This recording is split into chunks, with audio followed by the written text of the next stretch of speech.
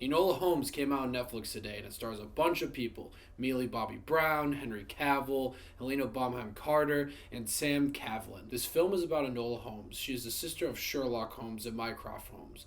And in this movie, she develops a very strong relationship with her mother. But when her mother goes missing, she feels like she has her own responsibility to find her mother herself. I didn't really know much about this movie. Saw a trailer, was like, that looks pretty fun. Henry Cavill is Sherlock Holmes. I'm in for that. I like him when he does other roles besides Superman. He was fucking great in Mission Impossible Fallout. And I was curious to see if Millie Bobby Brown did something that wasn't Stranger Things. I know she was in the Godzilla movie, but I never saw that. And I've only seen her as Eleven, and she's amazing as Eleven.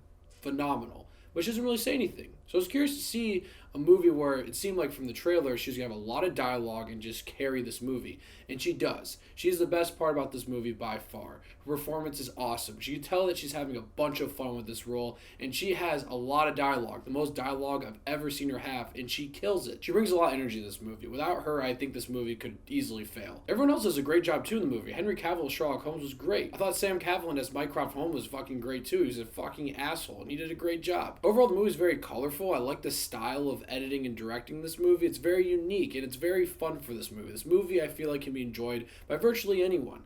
It's a very family-friendly movie. It's never too confusing. It doesn't take too many risks, but just overall just very fun. And it's just a vibrant movie. It's something I haven't really seen in a while. I mean, the last movie I reviewed was The Devil All the Time, and I can easily say those are complete opposites. The main theme of this movie, besides the mystery and stuff, is really finding yourself. Enola's trying to figure out who she really is. Her name spelled backwards is Alone. You can tell that's a big part of her life. And she's just really trying to figure out what her purpose is and what she wants to do. She doesn't want to be a typical lady and go to lady school and all that bullshit. She wants to do her own thing. I don't think this theme is forced on or anything. I think it's developed very well. My main issue with this movie is the mystery, or mysteries. There's two. I won't spoil anything, but there's two mysteries. And it seems like the movie was jumping back and forth from these mysteries to eventually, I thought, was going to have both mysteries coming together in the climax of the movie. But that kind of happens. Like I said, no spoilers. It doesn't really happen like that. But there's one mystery that is hands down way more interesting than the other. A character starts doing something that you're like, holy shit, that is fucking interesting. I want to learn more about that. But they go away from it, like halfway through the movie, and they go to the other mystery.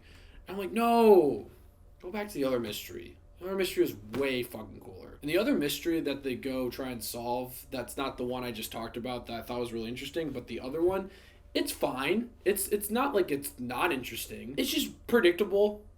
You can easily tell who's going to do what by the end of it, and you can easily tell what the big plan is. At least I did. But like I said, the other mystery is just way more interesting. I wish it just stayed there. The other one, it's not bad. It's just not as good as the other mystery. So maybe the writers just didn't know what to do with this, because they really have a lot of unanswered questions with this other mystery that I thought was way more interesting. It doesn't ruin the movie, it just has a lot of unanswered questions, and it made me kind of scratch my head like, why did they do that? Oh, there's also a Dylan and Cole Sprouse lookalike in this movie. I was like, that's definitely either Zach or Cody. I'm fucking positive. But I looked it up and it wasn't. That really threw me off guard. He did a good job. That's not a gripe. I just had to say that. I kind of forgot about that. Threw me off. In the end, though, Enola Holmes is a lot of fun.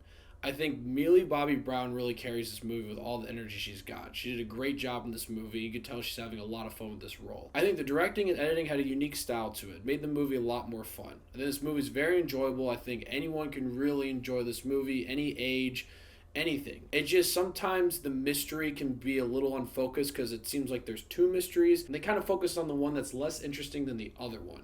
But overall, it doesn't ruin the movie. I just think it could have been better if they focused on the other mystery. I'm going to give Enola Holmes 7 Davy Daves. Yeah, this movie is overall just a fun time. I think anyone can really enjoy this. If you're bored, go watch it. It's free. It's free. It's on Netflix. It's free. So there's a plus.